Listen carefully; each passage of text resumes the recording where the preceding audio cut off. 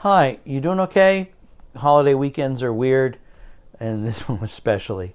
David B. and Cooley from TV Worth Watching. We're doing Best TV tomorrow. Tomorrow is Sunday, November 29th. And in terms of TV, at least, there's always something to look forward to on Sunday. It's crammed with good things on television. But two especially, because things that I've raved about for weeks and in some cases months come to an end. So on HBO, you get the final episode of The Undoing. It closes that whole story. And on FX, you get the final episode of this season of Fargo.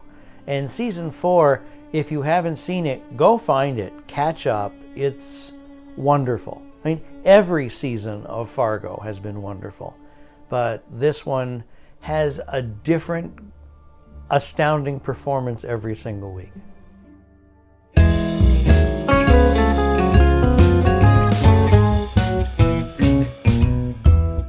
It is a very collaborative process in which, as a group, costume designer, cinematographer, we figure out what's our color palette, what's our stylistic approach. Our costume design this year is JR. She's amazing. And not only in the individual choices to reveal who our characters are, but the size and scope of what she's doing. It's insane. My approach to the clothes for the 4th season was to pay homage to what Fargo is. And Fargo, it's a feeling about identity.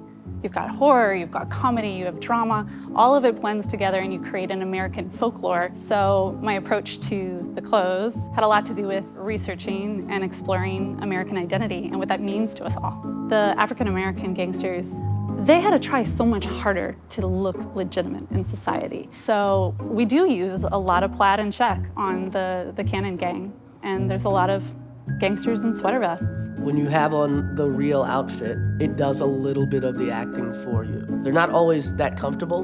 They're a little itchy because they're actually the real clothes. Every time I'm in a fitting with these incredible actors, all I want to do with them is to fall down the rabbit hole together and come out the other side with somebody staring at us through the mirror. Jessie Buckley is amazing. She is got perfect instincts, but her character is probably one of the most unique ones to try and, what I call breaking character, to try and break into the mind of. She just picked a huge amount of stuff, and then little by little, as we tried things on, we got a sense of what this woman might be and the kind of trinkets that she has and what death means to her, I suppose, and how she wears death.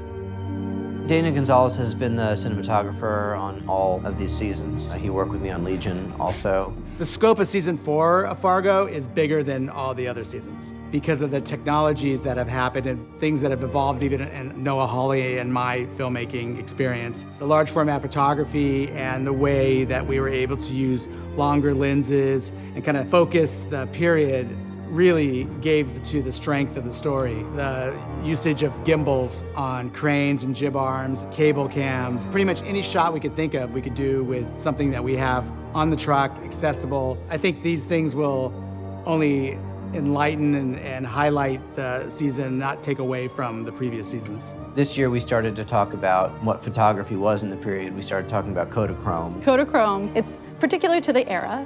It has very deep saturated blacks and bold yellows and almost primary greens and yellows and reds and blues. If both the set has the Kodachrome and the costumes have the Kodachrome, it could look a little musical theater.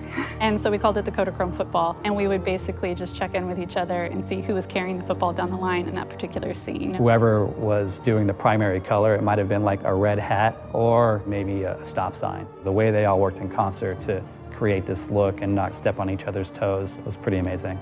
In episode 5, the beginning of the episode is this nightclub. It's a stunning shot, the way the camera moves, band is playing real music, and it just really captures everything, and it's beautiful, and it kind of is like the best of the lenses we chose and the lighting and the wardrobe, and everything is just working.